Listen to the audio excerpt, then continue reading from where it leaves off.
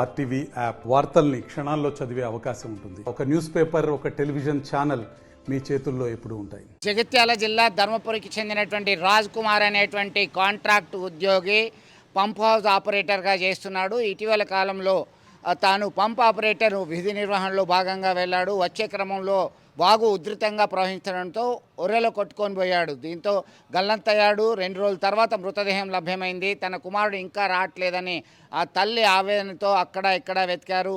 ఈ క్రమంలో కొడుకు మృతదేహం చూసి తట్టుకోలేకపోతున్నారు. ఒక్కగానొక్క కొడుకు మృతి చెందడం చాలా విషాదాన్ని నింపింది. తండ్రి ఉపాధి నిమిత్తం ఇతర ప్రాంతాలకు వెళ్ళాడు. కొడుకు మరణ వార్త తెలుసుకొని తల్లడిల్లిపోతున్నాడు. తమ కుటుంబానికి న్యాయం చేయాలని చెప్పి స్థానికులు కోరుతున్నారు. మొత్తం మీద గత 4 మాసాల క్రితమే ఆయన విధి నిర్వహణలో భాగంగా రక్షిత మంచినీరు అందించడానికి ఉద్దేశించిన పంప్ హౌస్లో ఆపరేటర్గా చేస్తున్న రాజ్ కుమార్ మృతి ధర్మపురి ప్రాంతంలో విషాదాన్ని నింపింది.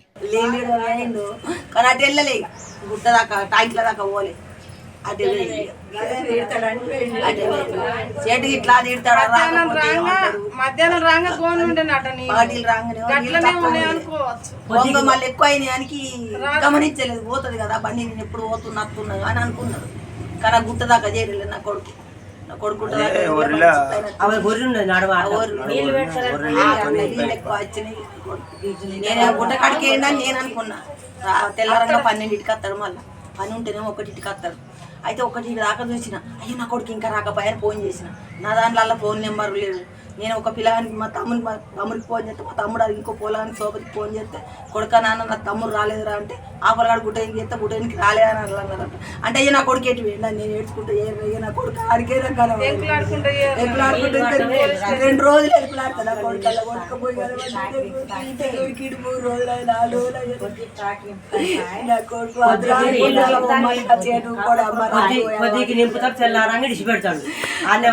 వెళ్ళిపోతుడు.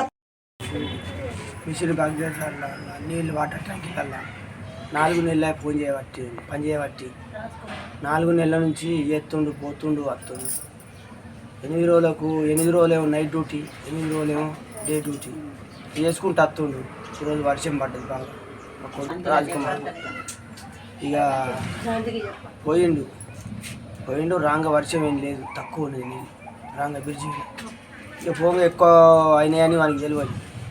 పొంగ ఎక్కువ అయినాయి. అంతా వాటర్ ట్యాంక్ డ్యూటీ పోగానే ఆ వరిలో నీళ్ళు ఎక్కువ అయినాయి. ఆ వరి తడపు అయినా వరి కింద పడి సరిపోయింది.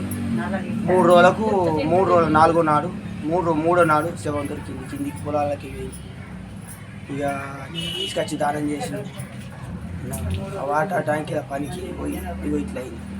4 నెలల నుంచి చేస్తుండే పని. అట్లే పోతున్నా అనుకొని మేము సపరేట్ దుక్కుని ఉన్నాడు. 8 రోజులు నైట్ డ్యూటీ చేస్తాడు, 8 రోజులు పగటి డ్యూటీ చేస్తాడు, 8 రోజులు నైట్ డ్యూటీ చేస్తాడు.